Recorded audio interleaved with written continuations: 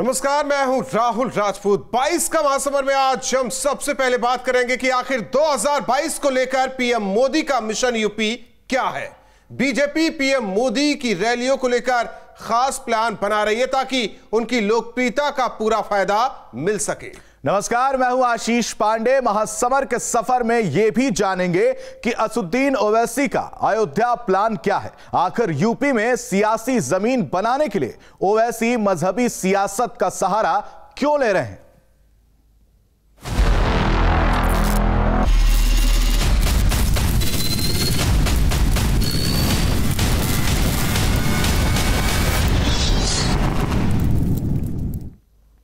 22 की जंग को जीतने के लिए बीजेपी अपने सबसे बड़े महारथी पीएम मोदी को लेकर खास प्लान बना रही है।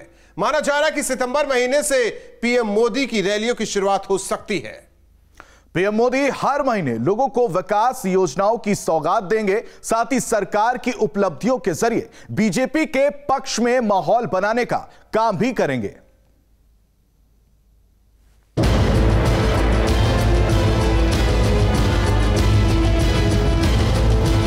2022 के सियासी संग्राम को जीतने के लिए सभी सियासी पार्टियां चुनावी मोड में आ गई हैं। बीजेपी अपने सबसे बड़े महारथी पीएम मोदी की एंट्री शुभ मुहूर्त में करवाना चाहती है।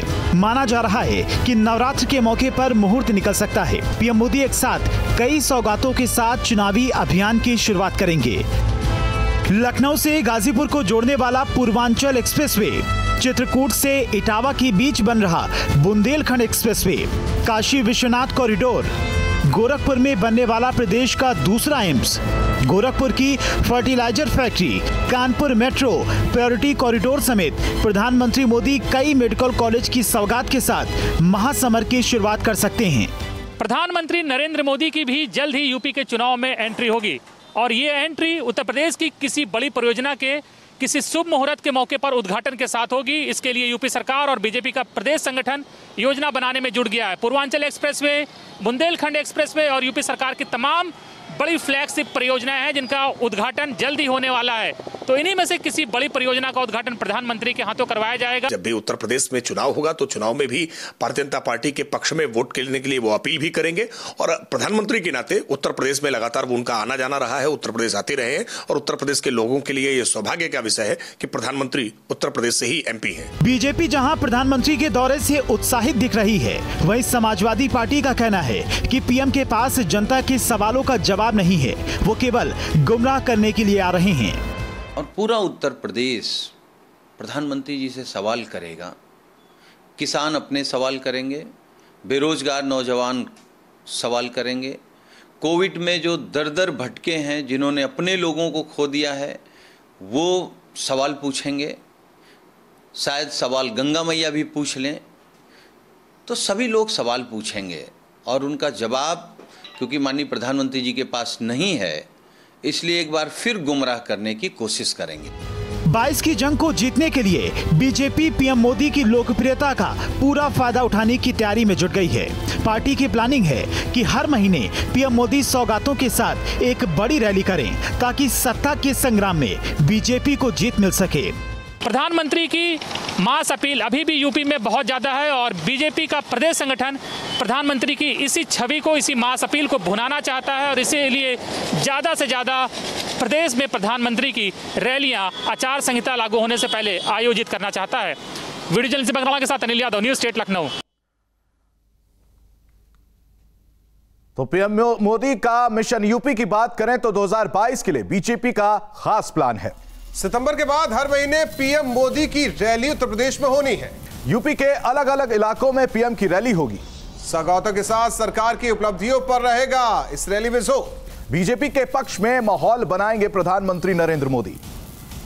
और बढ़ते आगे तमाम राजनीतिक दलों की तरह असदुद्दीन ओवैसी भी अयोध्या से चुनावी अभियान की शुरुआत करने जा रहे हैं। 7 सितंबर को ओवैसी अयोध्या के रुदौली से शोषित वंचित समाज सम्मेलन की शुरुआत करेंगे। सम्मेलन से पहले ओवैसी की पार्टी द्वारा पोस्टर पर विवाद बढ़ गया है। पोस्टर के जरिए अयोध्या फैजाबाद विवाद को हवा देने की कोशिश की गई है।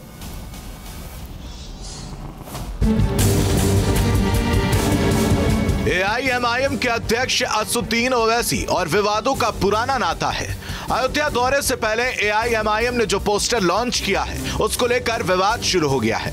पोस्टर में अयोध्या की जगह फैजाबाद लिखा है। पोस्टर में साफ साफ लिखा है कि 7 सितंबर को ओवैसी फैजाबाद के दौरे पर आ रहे हैं। 7 सितंबर को माननीय राष्ट्रीय अध्यक्ष जनाब असद ओवैसी साहब रुदौली पहुंचेंगे, शोषित वंचित समाज सम्मेलन को संबोधित करेंगे।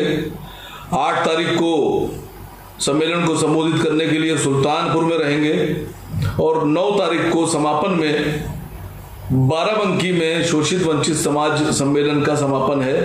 एआईएमआईएम के प्रवक्ता जहां अयोध्या और फैजाबाद विवाद पर बोलने से बचते नजर आए, वहीं बीजेपी ने कहा कि ओवैसी की मजहबी सियासत यूपी में कामयाब होने वाली नहीं। आपके फैजाबाद कहने से अब वो फैजाबाद नहीं रहेगा, इस बात को आपको समझ लेना चाहिए। सच्चाई स्वीकार करिए, अब उत्तर प्रदेश बदल चुका है। आपके मजहबी एजेंडे पर अब उत्तर प्रदेश चलने वाला नहीं है। वहीं ओवैसी के अयोध्या दौरे को लेकर कांग्रेस ने सवाल उठाए। कांग्रेस ने कहा, हैदराबाद के नेता का यूपी में क्या काम है। हैदराबाद से एक ऐसे व्यक्ति को जिसका उत्तर प्रदेश की राजनीति से कोई रिलेवेंस नहीं है, ये उनको राजनीतिक महत्वाकांक्षा को बढ़ाने वाला है और आप बिना मतलब के एक ऐसे व्यक्ति को राजनीति में महिमा मंडन कर रहे हैं जिसका उत्तर प्रदेश की राजनीति से कोई लेना देना नहीं। 7 सितंबर से अयोध्या के रुदौली से असदुद्दीन ओवैसी अपने चुनावी सफर की शुरुआत करने जा रहे हैं। हालांकि उसके बाद वो सुल्तानपुर भी जाएंगे और बाराबंकी में भी एक कार्यक्रम रखा गया है। हालांकि असदुद्दीन ओवैसी के इस चुनावी कार्यक्रम को लेकर एमआईएम ने जो पोस्टर जारी किया है उसमें अयोध्या का नाम फैजाबाद लिखा हुआ है, जिसको लेकर भारतीय जनता पार्टी ने असदुद्दीन ओवैसी को ये सलाह दी है कि भले ही वो अयोध्या को फैजाबाद लिखे, लेकिन वो ये जान ले कि अब अयोध्या ही है। वीडियो जर्नलिस्ट सफल हसन के साथ Avinash Singh, news state Lucknow. Samajwadi party के अध्यक्ष अखिलेश यादव ने आज पार्टी मुख्यालय में फिर एक बार अब की बार 400 पार का नारा दिया है। वहीं जनवादी पार्टी की जन क्रांति यात्रा पर बधाई देते हुए अखिलेश ने कहा कि यात्रा जिन जिन जिलों से होकर गुजरी है वहां इस बार बीजेपी साफ हो जाएगी और इस बार समाजवादी पार्टी 400 से अधिक सीटों पर जीत हासिल कर अपनी सरकार बनाएगी।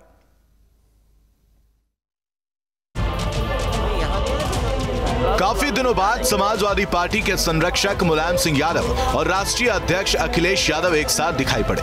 लखनऊ में समाजवादी पार्टी के प्रदेश कार्यालय में जनवादी पार्टी की जन क्रांति यात्रा के समापन के मौके पर मुलायम सिंह यादव अखिलेश यादव के साथ नजर आए। इस मौके पर कार्यकर्ताओं का जोश बढ़ाते हुए अखिलेश यादव ने अब की बार 400 पार का नारा दोहराया। ये यात्रा जिन जिन जिलों से निकली है, ये यात्रा जिन जिन जिलों से होकर के आई है, वहां पर भारतीय जनता पार्टी का सफाया हो जाएगा। भारतीय जनता पार्टी ढूंढेगी कि उनके प्रत्याशी कहां हैं। इसीलिए समाजवादियों ने कहा है कि अब की बार 400 पार। लोगों ने कम सीट के लिए नारा लगाया। जनवादी पार्टी ने 16 अगस्त को बलिया से जनवादी जनक्रांति यात्रा शुरू की थी। लखनऊ में यात्रा के समापन के मौके पर जनवादी पार्टी के अध्यक्ष संजय चौहान ने कहा कि उनकी पार्टी अब पूरी तरह से समाजवादी पार्टी के साथ है। साथियों, 80 लोकसभा टिकट बीजेपी के पास था, एक भी टिकट नहीं दिया और राष्ट्रीय अध्यक्ष अखिलेश यादव जी की नियत मेरे समाज को देने की थी, तो इनके पास मात्र 37 टिकट था। उस एक टिकट में भी डॉक्टर संजय चौहान को देने का और आपने हमारे समाज के प्रति ये संदेश दिया कि आपके दिल में, आपके निगाह में हमारा समाज है, हमारे समाज का दर्द है। छोटे दलों से गठबंधन करके समाजवादी पार्टी इस बार विधानसभा चुनाव में अपना सियासी गणित बड़ा करने में जुटी है। पिछले महीने महान दल के अध्यक्ष केशव देव मौर्य ने समाजवादी पार्टी का साथ मिलकर यूपी के कई जिलों में यात्रा निकाली, तो आज जनवादी पार्टी की जनक्रांति यात्रा का समापन समाजवादी पार्टी कार्यालय में हुआ। लखनऊ से अनिल यादव के साथ टीम न्यूज स्टेट। और रुकते हैं कुछ पलों के लिए, जारी है 22 का महासमर। 7 सितंबर से असदुद्दीन ओवैसी अयोध्या के रुदौली से चुनावी यात्रा शुरू करने वाले हैं, जिसको लेकर उत्तर प्रदेश सरकार के मंत्री मोहसिन रजा का कहना है कि ये लोग अयोध्या अपने पापों का प्रायश्चित करने जा रहे हैं। मोहसिन रजा से खास बातचीत की हमारे संवाददाता अविनाश सिंह ने। 7 सितंबर से असदुद्दीन ओवैसी अयोध्या के रुदौली से अपने चुनावी यात्रा की शुरुआत करने वाले हैं। इस वक्त मेरे साथ यूपी सरकार के मंत्री मोहसिन रजा जी हैं। सर, क्या समझा जाए कि आखिर अयोध्या इतना हॉटस्पॉट कैसे हो गया? क्योंकि अयोध्या का नाम लेने से भी डरते थे अधिकतर राजनीतिक दल। देखिए, अपने किए गए गुनाहों का प्रायश्चित करने के लिए, क्योंकि परिणाम सारे ही विपक्षी को, सारे विरोधियों को परिणाम पता है 2022 का, कि प्रदेश की जनता ने जो मैंडेट भारतीय जनता पार्टी को दिया था, आदरणीय योगी सरकार ने उसको पूरा किया है और आगे भी हम संकल्पित हैं उत्तर प्रदेश और देश की जनता को लेकर भारतीय जनता पार्टी काम करती। जहां तक बात की जाए विपक्ष की, और आपने बात की असदुद्दीन ओवैसी साहब की, तो अच्छी बात है, उनको प्रभु श्री राम सद्बुद्धि देंगे और एक वहाँ अयोध्या की नगरी पर जाएंगे तो पुरुषोत्तम कैसे बनता है, इसके भी उनको कहीं ना कहीं आशीर्वाद प्रभु श्री राम का प्राप्त होगा। ये वो लोग हैं, चाहे सपा हो, कांग्रेस हो, बसपा हो, आम आदमी पार्टी हो या एमआईएम, तो ये सारे लोग थे जो विरोध करते थे, तो प्रायश्चित करने जा रहे हैं। प्रभु श्री राम के दरबार में जाकर ये कहेंगे कि हे प्रभु, हमें माफ़ कर दीजिए क्योंकि हमने आपका मंदिर बनने में बहुत रोड़े अटकाए थे। वीडियो जर्नलिस्ट सुफी खान के साथ अविनाश सिंह, न्यूज नेशन, लखनऊ। गोरखपुर में बीएसपी ने प्रबुद्ध वर्ग सम्मेलन का आयोजन किया। पार्टी के राष्ट्रीय महासचिव सतीश चंद्र मिश्र ने सम्मेलन में हिस्सा लिया। पार्टी पदाधिकारियों और कार्यकर्ताओं ने सतीश चंद्र मिश्र का स्वागत किया। सतीश चंद्र मिश्र ने सम्मेलन को संबोधित करते हुए बीजेपी और मौजूदा सरकार पर निशाना साधा। साथ ही समाजवादी पार्टी को भी आड़े हाथ लिया। जिस तरह से उत्तर प्रदेश में समाजवादी पार्टी की सरकार में गुंडागर्दी, माफियागर्दी, दहशतगर्दी पूरे प्रदेश में थी, बलात्कार, चोरी, डकैती, फिरौती, दंगे, फसाद जो चल रहे थे, वही आज भी आपको देखने को मिल रहे हैं। उत्तर प्रदेश के हालात सुधरने की जगह और बिगड़ते चले गए।